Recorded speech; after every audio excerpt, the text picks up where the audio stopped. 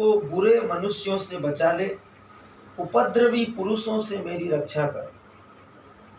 Per day जब आप प्रार्थना करते हैं तो आपकी प्रार्थना आपके जीवन में उपद्रवी मनुष्य, उपद्रवी दुष्ट आत्मा, उपद्रवी वस्तुएं जो आतंक, डर, घबराहट, बीमारी, कष्ट, सताव, तनाव, दबाव ले जाते हैं, तो उन्हें आप बोलिए, हे यहोवा मुझे बुरे मनुष्यों से बचा ले, उपद्रवी पुरुषों से मेरी रक्षा कर। बुरे मनुष्य कौन है? वे जो दुष्टता की आत्मा के साथ संबंध में हैं, जिनका पिता दुष्टता का आत्मा है, झूठा है और अविश्वासी आत्माओं की श्रेणियों में से है।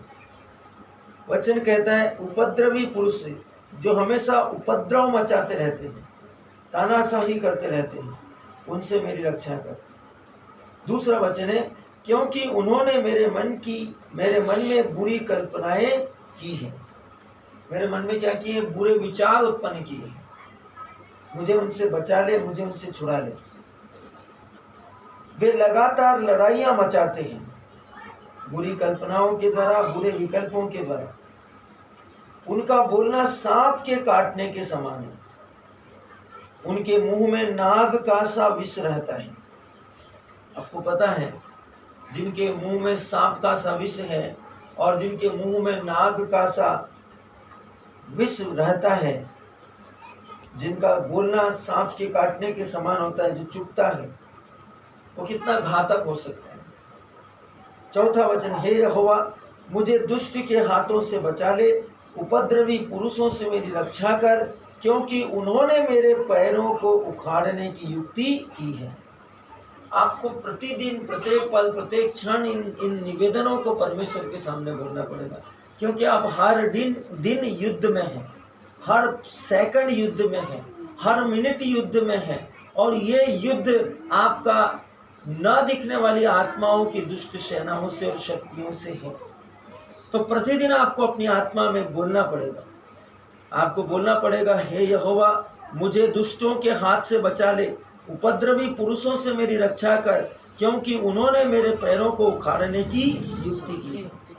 पांचवा वचन, घमंडियों ने मेरे लिए फंदा लगाया है, उन्होंने जाल बनाया है, उन्होंने जाल बुना है, उन्होंने मेरे लिए चोर गड्ढे खोदे हैं, उन्होंने मेरे लिए गुप्त स्थानों में फंदे लगाए हैं, उन्होंने मेरे लिए फंदे लगाए रखे हैं।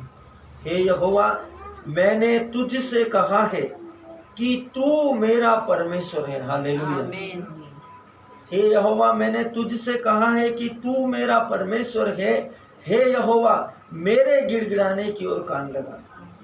हे यहोवा प्रभु मेरे सामर्थी परमेश्वर, उद्धार करता, तूने युद्ध के दिन मेरे सिर की रक्षा की है। हालेलुया।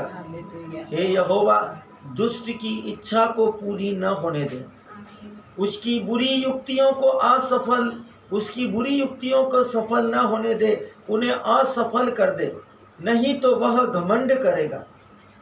मेरे घेरने वालों के सिर पर उन्हीं का विचारा हुआ उत्पात पड़े, उन पर अंगारे डाले जाए, वे आग में गिरा दिए जाए और ऐसे गड्ढों में गिरे कि वे फिर उठ ना सके।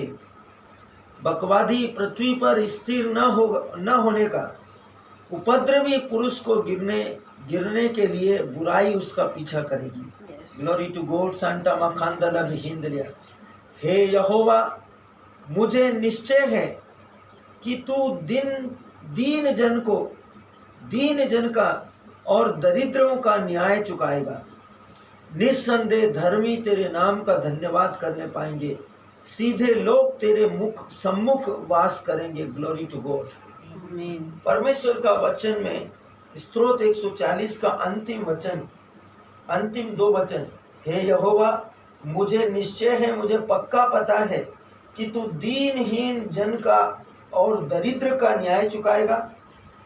13वां और अंतिम वचन, निस्संदेह धर्मी मतलब आज्ञा मानने वाले सत्यनिष्ठ तेरे नाम का धन्यवाद करने पाएंगे, सीधे लोग तेरे सम्मुख वास करेंगे।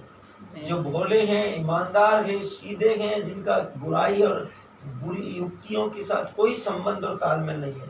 ये क्या करेंगे? तेरे सम्मुख तेरी उपस्थिति में वास करेंगे। Glory to God. धन्यवाद धन्यवाद धन्यवाद सर्वशक्तिमान ईश्वर, आप महान हैं, आप पवित्र हैं, आपके जैसा कोई नहीं है। आइए हम आज के वास्तविक संगतता में